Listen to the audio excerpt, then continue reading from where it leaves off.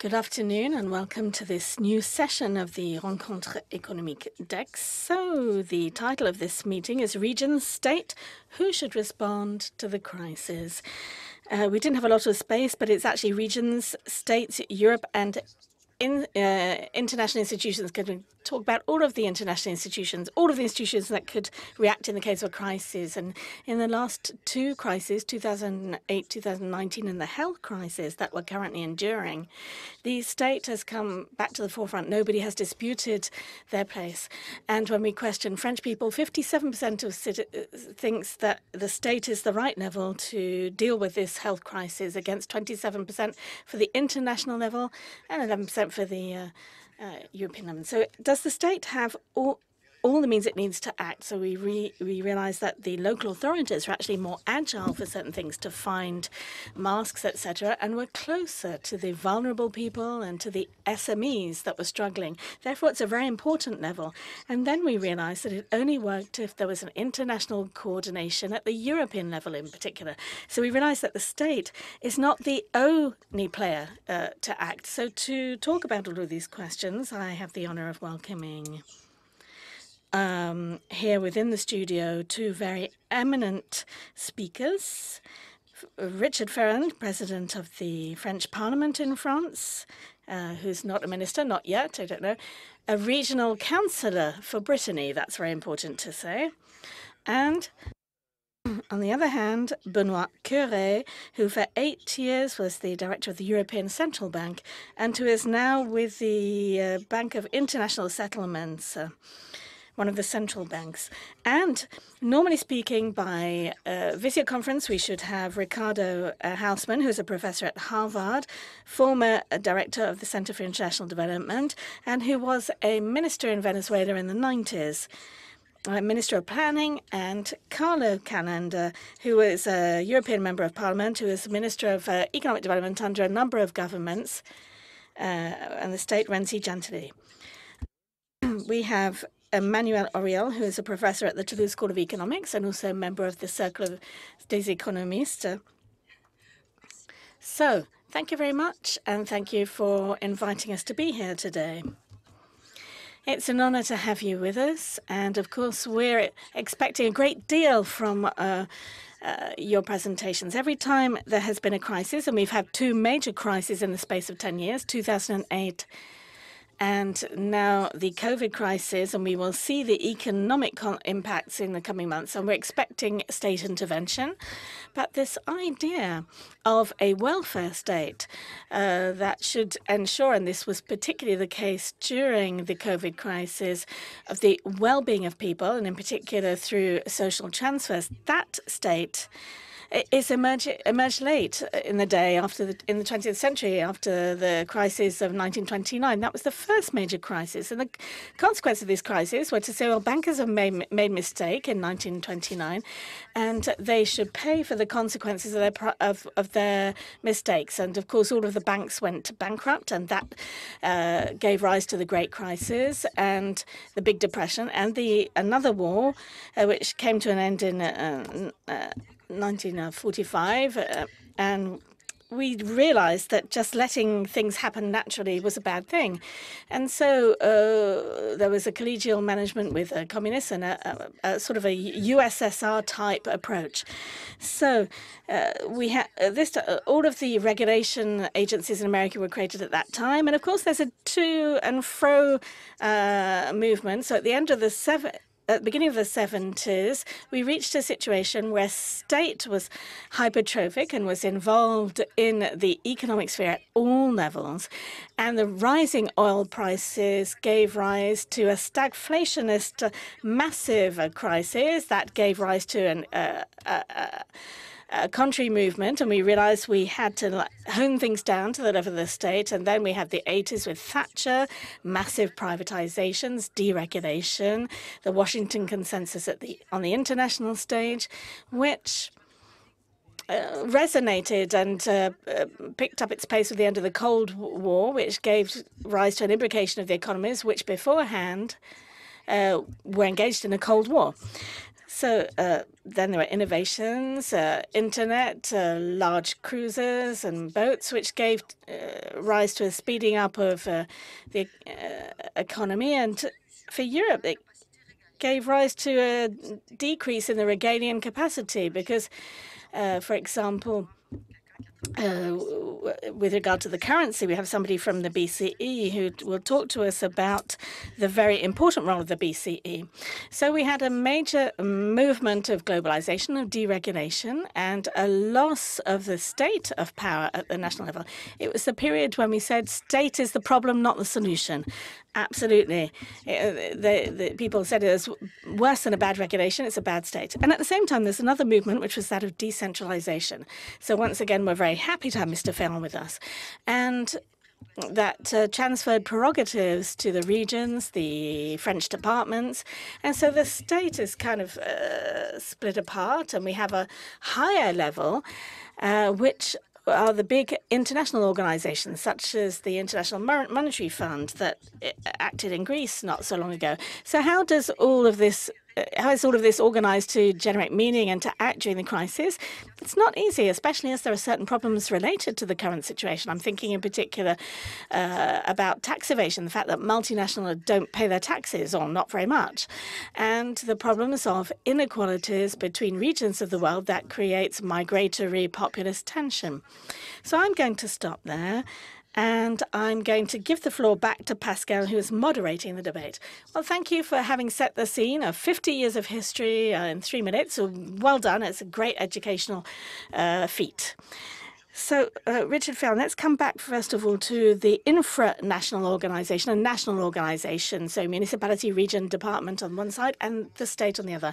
During this crisis, we discovered that French was too centralized, too many decisions were taken at the top, and not enough freedom was given to the local stakeholders to act against the crisis and protect citizens. Do you believe this to be true?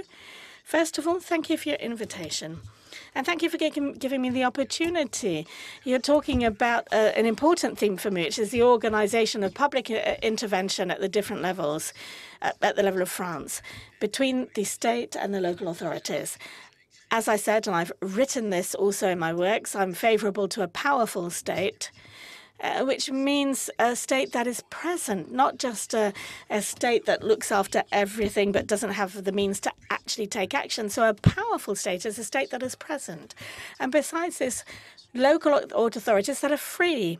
We must think that we're practically at the 40th anniversary of the Dauphin law, but we're still exerting the control of equality over administrative actions and the deliberations of the local authorities, which is, which makes them feel very puerile.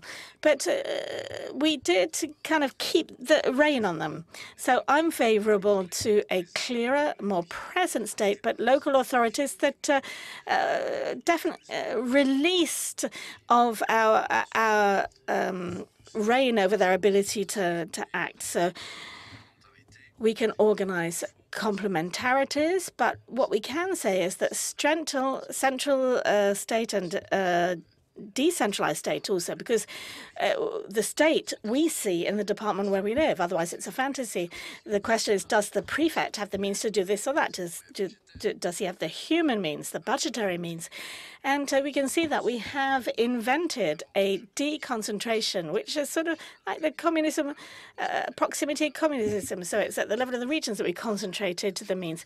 So there's neither decentralization nor concentration, and none of it has been done completely. So that's a real lot of work to do ahead of us. So among the regalian missions of the state, under the deconcentrated mode, and then to the local authorities, we have to give keys so that they can make choices for their territory and for the development in all fields.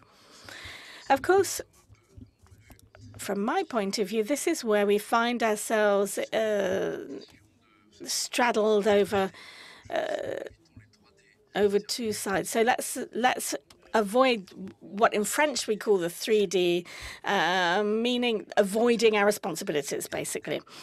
And so on the one hand, we allow the idea to prosper that the state might be omnipotent, Meanwhile, there are regions that have jurisdictions, but only when things are going well. Therefore, an economic development or industrial project is accompanied by the region. But when, if you need authorizations, you have to go and see the prefect. So there's a lack of clarity. Let's look at the question of masks. It seems to me that the Home Office distributed more than 100 million masks to the policemen of our country, which is normal. But the last time I saw one positive article on that, it was a regional newspaper, and when the regional council gave 300 masks to a police station in their area. So we can see that on one hand, we say there's a problem of masks, the state hasn't done its job, and all of a sudden we do some advertising because 300 masks are given to by the regional council. So all of that is not very meaningful. The question is what public action, what volume of public action, who does what, but in a total and responsible, accountable manner to the end. For a departmental councillor, the choices are made with regard to social action. And so for this type of jurisdiction, the state delegates this authority, and it's difficult for people to dissociate what is the public power between the mayor and the president of France. We just know that, globally speaking, it's the public powers that are acting. So we need, I believe, to really concentrate on accountability to make this question of subsidiarity really come to life. And so we need to know who does what. My idea is that in the future, we must stop decentralizing in a top-down process. It's extraordinary. When the state becomes organized in the regions, they would never go and speak with the local elected representatives. But to the contrary, when we decide what jurisdictions will be attributed, it's the parliament that decides, and it's the same for everybody. Brittany is not Alsace. Occitania is not the Hauts-de-France departments, or regions. What are the elected representatives' projects? What do they want for their power? What are the projects they have for their territory and which require this or that jurisdiction? So you mean you have a decentralization which is different everywhere? Yes, it's a la carte. I'm favorable for a bottom-up decentralization based on territorial projects. Let's be concrete. Brittany, so far, has managed the second pillar of the Common Agricultural Policy. Other regions just didn't look after it that much. What did the government do? They said, well, because it doesn't work, let's bring it all back to the centralized level. So the management of a country also means taking into account the local political wills and capacities, and which will allow them to be accountable for their actions and not just say that it's the state's fault when things don't run smoothly.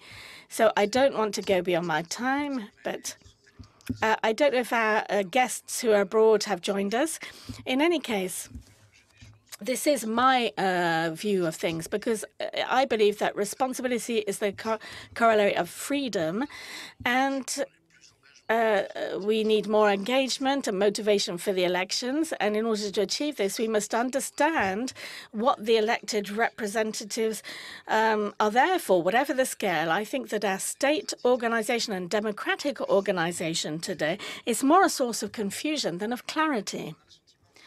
We have the feeling that the new Prime Minister, Mr. Castex, has the intention of working with local territories. That's what he declared.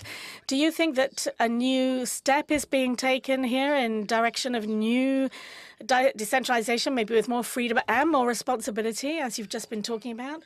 In any case, the President of France has called for this a number of times. What I would like is that we clarify the method. I'll give you a concrete example. Recently, you've seen emerge this debate as to the date of the next regional or local elections. The President said there must be a consensus. There won't be one. Every time we want to do something in the electoral sphere at the moment, it's a bit of a mess. So either there's a decentralization and there's a reform, state reform is important. In that case, we have to take the time to define it. And if it's important and urgent, even if it's a bit counterintuitive, we should defer the elections. Otherwise, what will happen? We will re-elect elected representatives with the current skills and jurisdictions in the current situation, which we know is imperfect. in any case, there's room for progress, and then we'll start working. But we start working a little bit later on for things that can only be applied in 6 years' time at the term of the mandate of the new elected representatives in March 2021. So you see, we should be honest enough to clearly say to our fellow citizens, well, we need to do things otherwise. So we can say, well, we can have the elections, but afterwards you will choose who you wish to elect in a broader scope. But what's being said is, well, the elections have to take place on the given date. And, well, you know that the senators are local representatives. So if we could really define who does what in the terms of public action, within which scope, how we can organize France according to the different areas with different public responsibilities depending on the territories, which would require significant legislative adaptations. If that's what we decide to do, we have to take the time to do things properly. I might be naive, but we must make sure that we don't take this subject as a hostage, and which means that we won't manage to do anything in the end, because there are always good reasons to procrastinate, to delay what we need to do. Thank you very much, Richard Ferrand. So Carlo Calenda has informed us that he unfortunately cannot join us with a video conference. He unfortunately has somebody who is ill in his family. He apologizes. So we're now going to move on to Benoît COEURE. So he's going to talk about another level, which is Europe. And this time you're between the States and Europe. Do you feel that Europe operated well during this crisis? Because things weren't very clear at the beginning. And then the European Central Bank took things in hand, the Commission also, of course, and the German Chancellor and the French President, who managed to pull things together in terms of aid. Do you feel that Europe is progressing in terms of crisis management? Thank you for an invitation. It's a very interesting subject, which I'm personally interested in, because I began my professional career within the French administration, and then for Europe in the European Central Bank, and now in the International Settlement Bank, whilst presiding in Paris a committee of monitoring and regulation for support for companies with a local and territorial dimension. So we can see that it's absolutely key to be able to combine these different dimensions. But I will focus on the European level, because that's what you've invited me here for. And when we think of the response to the crisis means managing the crisis, but also anticipating the crisis. They're two very different exercises. And it's very interesting to compare the reaction of Europe to the previous crisis, the big financial crisis, and the Eurozone crisis, which began in 2007-2008, and the response to the current crisis. In 2009, the Europeans didn't understand that the crisis was not only global, but also European. It allowed the crisis to really set down roots in the European Union, not only in the financial sector, but also to the extent that it really questioned state sovereignties. And in at least two dramatic circumstances, in 2012 and 2015, the very belonging of certain states to the single currency project, Spain and Portugal in 2012, and as we remember, Greece in 2015. And so the crisis really questioned the very existence of the European project, and millions of jobs were lost. What happened in 2007, 2008, 2009? The budgetary response was the collection of the responses of the states, but without a specifically European response. The monetary response took shape, but it took some time to take shape. And all of the instruments that allowed the growth to recover in euro, meaning the quantitative easing and negative rates, etc., all of this set of instruments only came to light in 2015, so 8 years after the beginning of the crisis. So we can see there's sort of a learning curve that was very painful.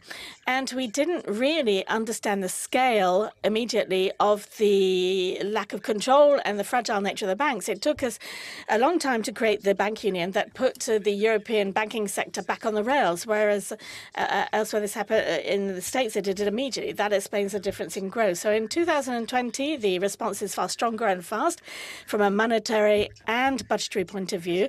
On the budgetary point of view, there is now the project of a common European debt, which has been much covered in these rencontres économiques. I won't come back over that. And the monetary level, the ECB, like the other central banks, extended the range of its instruments. And so we have we've just published the yearly report of the ECB, and we explained that the central banks had to extend their intervention tools in order to respond to this COVID crisis, which is a very new crisis. It's not a traditional recession in terms of market intervention to stabilize the financial markets, because central banks don't normally do that. They do it via the banks. So they stabilize the market.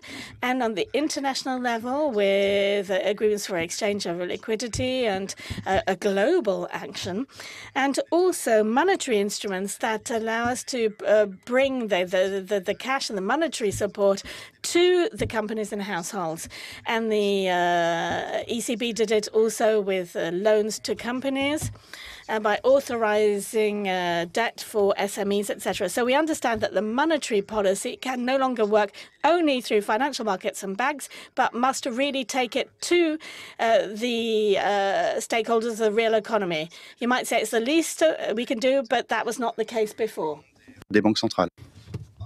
So, all this is very well. It goes in the same direction. But where we made little progress is in the governance of crisis management. The main decisions remain taken at 4 o'clock by head of states who are half asleep after a sleepless night. And those are not good decisions.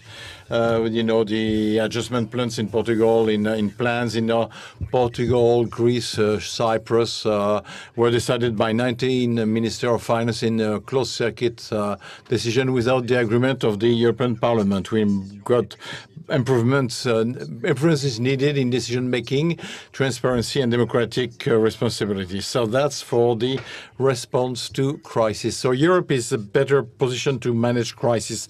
What Europe doesn't know to do is to anticipate crisis. And as Emmanuelle AURIOL said early on, we experienced 2 major crises in slightly more than 10 years. One was a financial crisis. The second one is a sanitary or health crisis, and it's a pandemic.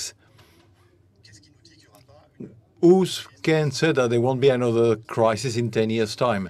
Well, to manage the current crisis as if it was unique and if we have years to amortize the consequences, which is basically the public debate. So over how many tens of years are we going to compensate for the current crisis? Well, this is a mistake that's going to be for which we're going to be blamed next time the crisis strikes.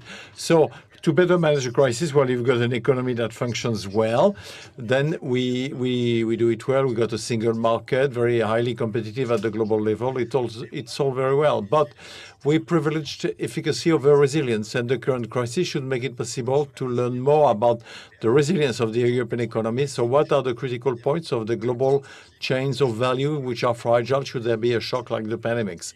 And we don't want to repatriate all chains of value in Europe. It would be inefficient and powering. But we need to be resilient. We need the budget action possibility. What we ignore often in this discussion, the condition to develop a budgetary capacity at the European level is to have a good budgetary policy at the national level, but national budgetary rules don't function.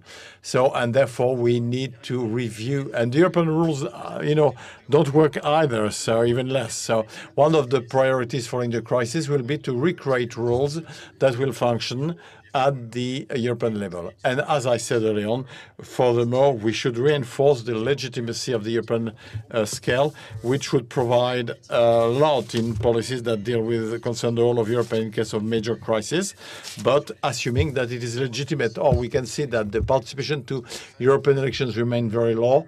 We see that the trust in the European Constitution is very weak, and we can see as well that even the European legal order is challenged challenged by some national or domestic constitutional courts. So clearly we have to re-legitimate the institutions and the European rules. Now, now to move to practical applications. The previous crisis was financial. This crisis is a pandemic. What will the next crisis be? I don't know, not more than you do, but we could imagine two domains where the risk for crisis is high. Everything that has to do with digital and cybersecurity. This crisis could come from cyber war or massive abuse of personal data, rupture of confidentiality of data. And of course, in climate, needless to say, in a world that's going to be more and more unstable,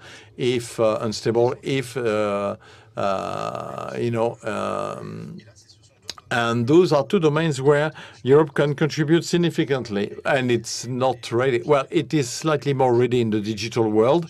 We got the elements for a single digital market. Well, the rules of data protection unique in the world, which protects the citizen, but we need to go further. And for example, in the domain I know well, which is that of digital finance and payment, we need the European regulation of fintech or financial innovation. We need digital payment means accorded at the European level. And one day we'll need a digital money from the European Central Bank. That should be an element of stability in this new digital ecosystem. And for the climate, well, it's been concerning the climate, it's been discussed here in the clearly there are means of investment and regulations which can be deployed only at the European level. So let me conclude on the phrase by Jean Monnet when we talk about Europe. He says, Europe will be done in crisis, will be the sum of the solutions provided to the crisis, which is, this is what we learn in Sciences Po and that we use in conferences. But what I observe is that between two crises, we're not in a crisis. When sun is shining, we hope Jean Monnet was wrong and Europe will be done without crisis. But once the crisis strikes, well, all we can do is to hope he was right. Well, it is done in crisis, but it is getting weaker and weaker every time in terms of adhesion. And so, no, I think it is getting stronger with experience, and it brings a concrete proof that it can fight against crisis. And it is doing now with the debate on the European budgetary capacity. So it's a opening for progress. So I'm being told that Ricardo HAUSMANN cannot be join us. Well, no, he is here. He is here. So we'll have an interesting entre Monsieur Ferrand et Monsieur Coeurre. Monsieur Ferrand, vous avez entendu Benoît Coeurre. Did you hear, Mr. Coeurre? Europe and France are ready for new crisis. So what should Europe do to be ready? So I would like to tell you that I feel very close to, I fully agree with what Mr. Coeurre mentioned, and you probably know that President of the Republic asked the President of the Senate and the Economic and Social Council to enlighten him about the emerging priorities and those which may lead to a consensus. And so therefore, I consulted widely. On June 24th, the National Assembly got all the players from community associations and even representatives from the Citizen Convention on the Climate, quite a wide scope. And I was amazed by one thing, and it echoes what you said early on. It is the first time that and I heard so many times in so many mouths the word planning. And I thought, oh, well, indeed, this is one of the consequences. You were saying so, madam, in your after a crisis, you need to plan to avoid another crisis. So those were voices which I imagined very highly liberal. But behind this word, there is the term anticipation. That is basically today, it seems to me, we expect a lot from the state, and not just because, I have discussion with my colleagues in the parliament in France, where I go, and in the recommendations, in the enlightenment I wanted to give to the President of the Republic. And our compatriots were saying, we know the mapping of our dependence. You know, we know that we cannot, you know, we can't live in autarky. But where are the dependencies, and how are the supplies made secure? You know, a military officer said, you know, it would be absurd to go to war with people who provide us with ammunition. So, you know, even for masks, you know, well, including, you know, everybody would need masks, for example, instead, including the producing countries. So, how can we maintain a minimum of know-how? And what you said about resilience is quite true. A minimum of know-how in a certain number of domains, which in case of crisis could be so that we could redeploy this capacity to produce in our own country or at the European scale. So I think that one of the stakes here, what is being asked to Europe and to France, and possibly at infra scales, but you know, the scale of territory of competences, say, okay, but what are the risks? What are our capabilities to respond to risk? How can we anticipate? How can we secure our supplies? What's the level of dependency in which domain or which products?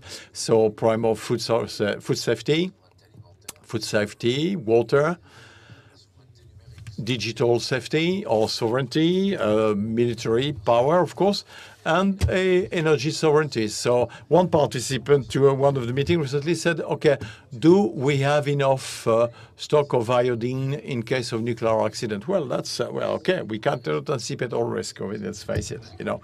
It's highly complicated, but anyway, still. So we should map them, mention them, and see how we could do this. I think there is a domain called planning, and the word is a bit spreading, but this is the word that comes. And we need to anticipate the risk. Thank you very much. No, in fact, we do have with us Ricardo HAUSMANN, professor at Harvard. Hello, sir. Can you hear us? Thank you. Yes, yes. Alors, vous parlez de... So we're talking about planning. Mr. HAUSMANN, you were Minister of Planning a long time ago in Venezuela. Today you're a professor at Harvard. Sir, do you have a feeling that since you're a specialist in international organization, do you have a feeling that today they are well equipped and ready, I'm talking about Development Bank, IMF, and so on, to handle or deal with the new crises, the health crisis, financial crisis, and other possible crises that we mentioned during the discussion? Well, let me say that the situation worldwide is very, very serious. As you know, there was a peak of deaths in Europe, mainly in Belgium and Great Britain and France and Italy and Spain.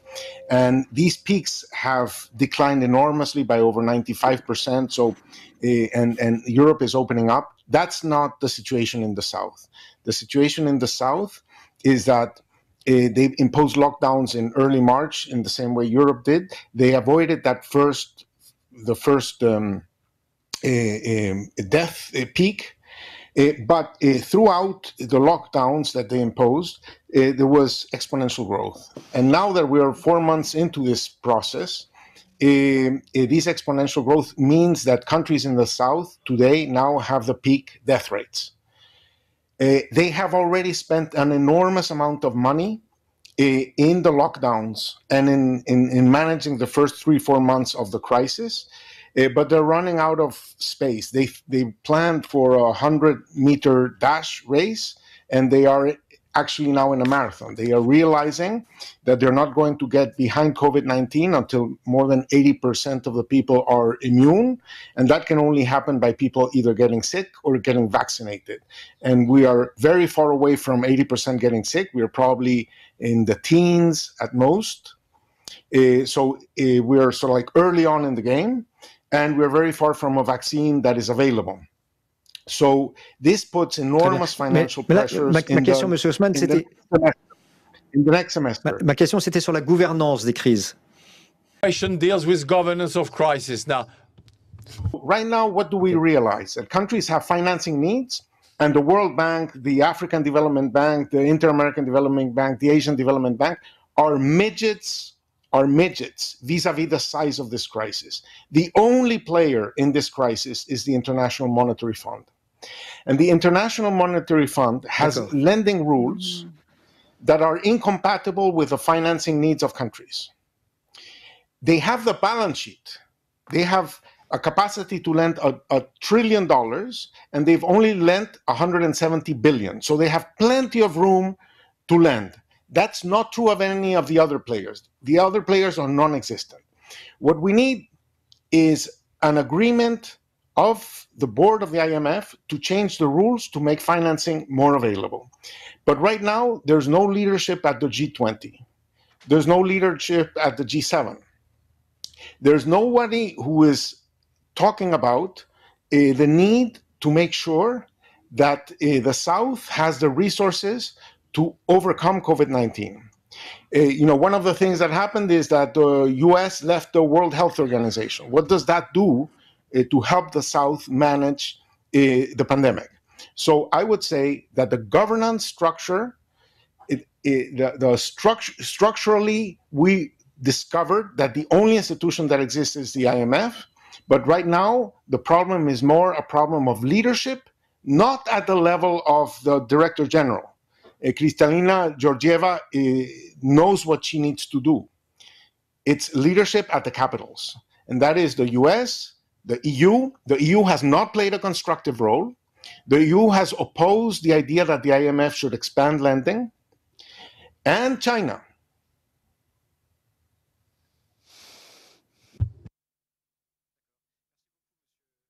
Thank you very much, Mr. HAUSMANN. Now, Benoît Curé, would you like to reply? Because you're a former member of the Bank of International Settlements, so is the European Union impeding or hindering the lending capacity of the European Investment Bank? I'm not talking for the European Union because I work for the Bank of International Settlement. Careful. But you're an analyst. In the geopolitical map designed by Ricardo HAUSMANN, the European Union is closer to him than the US. Let's face it, the European Union is, from what I've understood, very much in favor of the extension of resources of the IMF in order to deal with the crisis, which is, whereas the US are opposed, especially in terms of special drawing rights allowed. So there have been initiatives about the debt. Now, for the time being, it is true that targeting the poorest country, not the intermediate income country or emerging countries, but which made it possible to achieve agreements on the payment of the debt from the poorest countries. So this is an initiative adopted by all the G20, including China. China slowly joining the community of nations when it comes to the functioning of the international financial system, and that was an initiative which was supported by Europe. But it is true that this doesn't do much for the emerging countries. We had the Bank of International Settlement, and we were very worried about the consequences of the virus on emerging countries because there is a there is an economic crisis, but there is a stoppage of capital entries, which is just as brutal as, if not more than in 2009. There will be a financial crisis in terms of debt and debt reshuffling or debt restructuring. So, and this we don't get a global response from the international community. So, lack of leadership, as Mr. HAUSMANN says, well, because it is clear that today multilateralism is weakened. There is a global crisis. This is one of the worst crises ever for the last almost a century. Well, calls for a multilateral response, and multilateral institutions are weaker. That's a fact.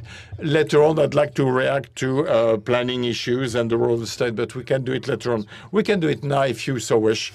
Okay, what I want to say, because this is an interesting debate that is emerging about planning and the return of the states in our economies. D'abord que I'd like to say two things. First, and I'll speak under the authority of Emmanuelle AURIOL. Well, she can beg to differ if she wishes to. I think economists are changing fast. You know, they're moving on. It is now a lot more accepted that market mechanisms and globalization exclusively based on market mechanisms is not efficient, and that financial markets are unstable by nature. And well, you know, globalization does make for more efficiency to a certain extent, but it does create inequalities that are hard to rectify. Economists used to be quite naive and think that fiscality, you know, tax policy could rectify the lack of redistribution. Well, yes, and Thomas Piketty has talked about that. Well, it doesn't work because capital is mobile. So fiscality of capital, so taxing system when it comes to capital and digital. You know, we've come to a bit of a dead end in that regard when it comes to globalization. And a second comment to sort of counterbalance what I've just said. I quite like the distinction made by Richard FERRAND between planning and anticipating. Because, you know, in the swing of the pendulum in history, if we go back to planning, we might risk to lose the capacity to innovate, which is absolutely essential to me. A crucial need in this crisis is to regain growth sustainably from the point of view of biodiversity, ecosystem, and climate. But having said that, we don't want people to be impoverished by this crisis. That could not be acceptable, nor economically, nor socially. So if we want to regain growth, we need innovation. Well, a climate crisis, we see quite clearly what's going to happen in the next few years in terms of rise in temperature. Can we not plan our response to this crisis? Well, we need regulation. We need to create markets, and I think, as many economists think, that there should be a carbon tax. But we also need innovation in technologies that will make it possible to replace fossil fuel-based technologies.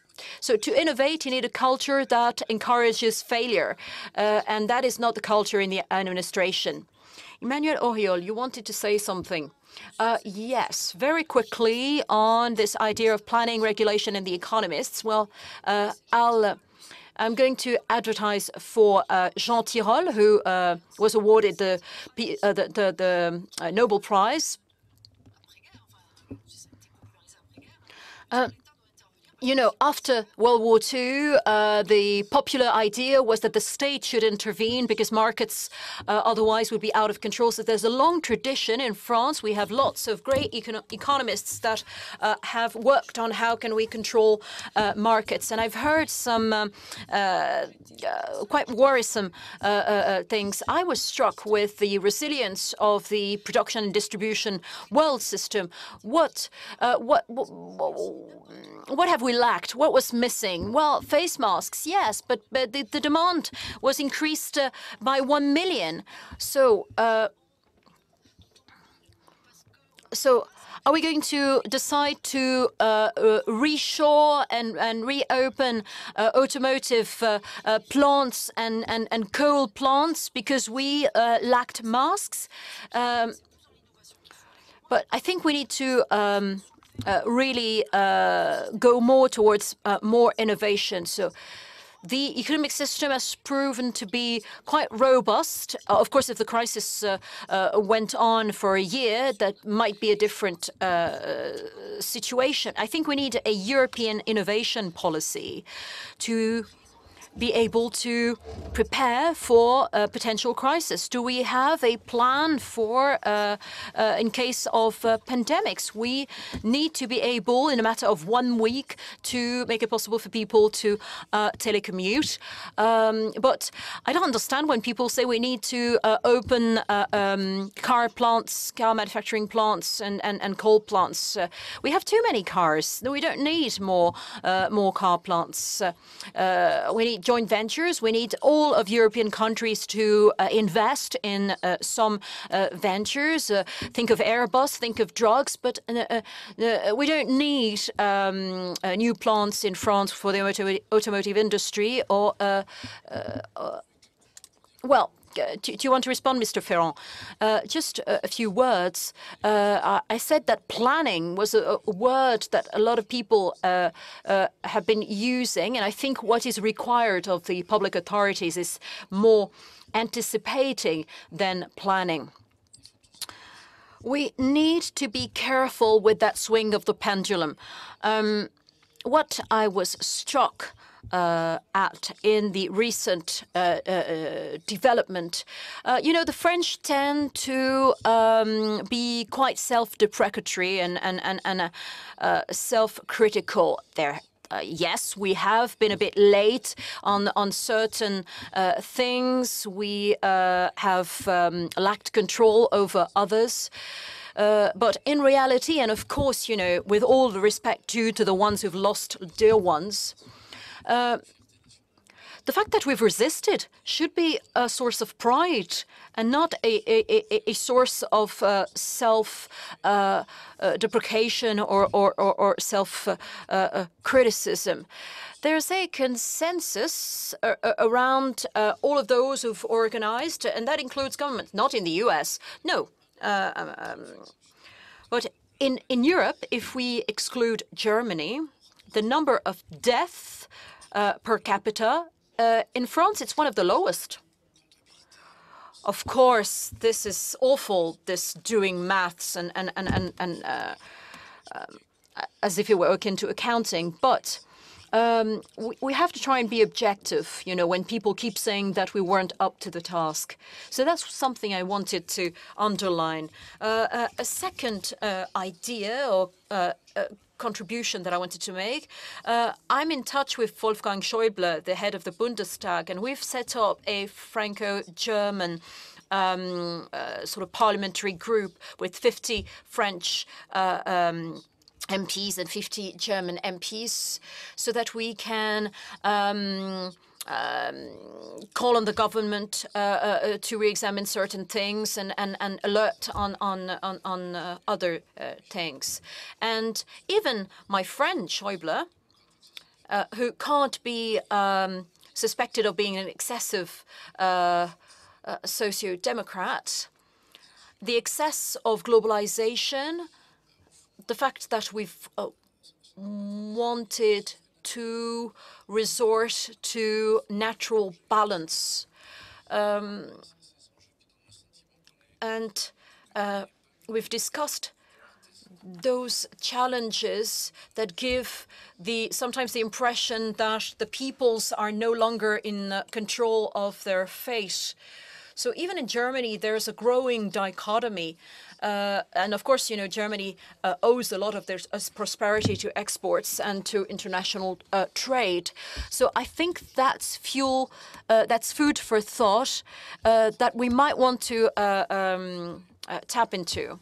And one last point, I'd like all of us, to look closely at the work of Thierry Ensor and that civil society convention. That citizens' convention, they've worked a lot. You know, after the Yellow Vests movement, it was said that it should be the French working amongst themselves. And we were told that the origin of the Yellow Vests movement was the limitation of speed to 80 kilometers per hour on a local road and carbon taxing. So there was a need for mobility. But when we look at the conclusion, the outcome of that citizens' convention, and that 80 kilometer per hour speed limit was not actually retained. There are a few proposals on taxing, a few obligations, and a few bans. So what I'm saying is that, you see, these injunctions are a bit paradoxical, because on the one hand, there would be a rebellion against speed limits or certain measures, and on the other hand, there would be actually a proposal for other forms of taxing or bans. So we have to see if this alliance between a participatory democracy and representative democracy could actually help us reach a consensus in France. And I really hope that this can happen, because I strongly believe that regardless of, well, whether it's about the climate change or other perils that threaten us, there will have to be an awareness, there will have to be a shared reflection on complexity. And we all know that it's through a change in our behavior that things will change. So, and you know that the French have a reputation for being rebellious to the law. So we have our work cut out for us. But we have to have a shared understanding of how complex the problems are. So we shouldn't infantilize our fellow citizens. I don't think that faced with such big challenges, we can stay in that mindset. I think Ricardo HAUSMANN wants to respond to some of what's been said. Mr. HAUSMANN, over to you. Yes.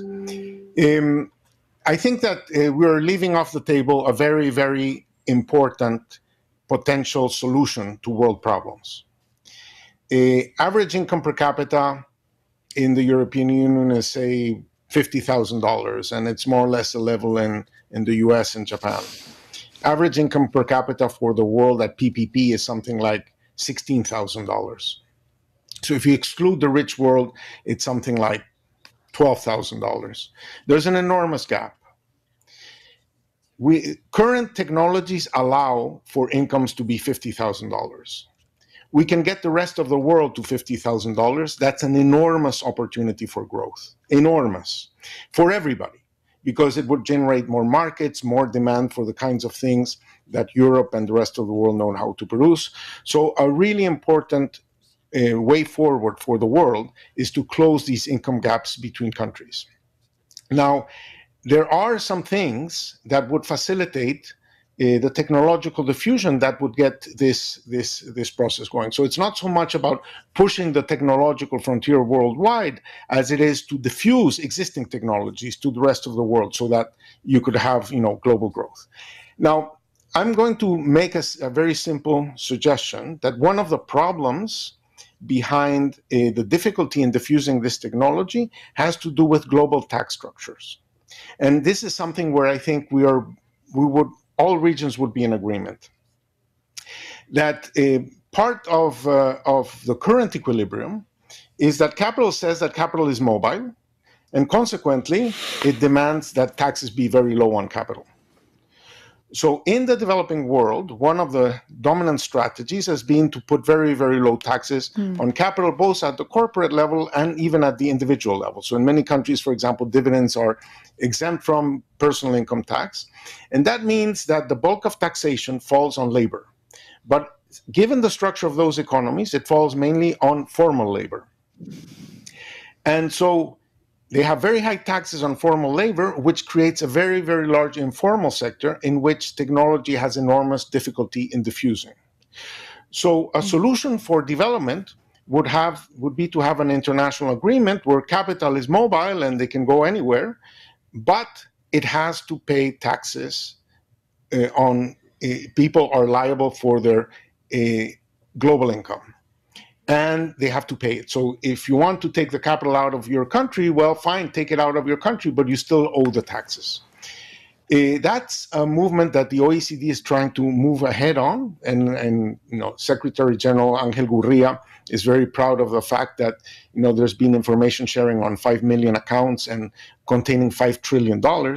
I think that has to be extended to the developing world so that they can raise taxes on capital, lower taxes on formal labor so that they can expand the economy to include more people, and that become an engine of growth. And I think there are plenty of other agendas to try to facilitate technological diffusion, because this is a huge growth potential for the world that can be seized with existing technologies. I'm all in favor of pushing the technological frontier, and there are plenty of issues that technology has to solve.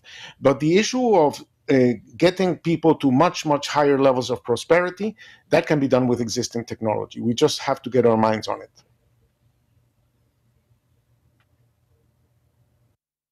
Merci beaucoup. Thank you very much. This idea of taxation on capital, that would make it possible to strengthen public authorities and public funds. Benoît Coeurre, you said that it might be utopian to review taxation worldwide. No, it's not so such a utopia. On fiscal policy and taxing capital and fighting tax havens. France was at the head of the G20 in 2011. Back then, it was the stuff of dream. And now the OECD has made a lot of progress on this. Now we're talking of taxation on digital technology, because it's in everybody's interest to have a system that is really working on a world level. And what Ricardo HAUSMANN was saying actually ties in with what I've said. You can't have control in your own country if you do not have control over your fiscal policy, and you need to tax capital to have that form of control.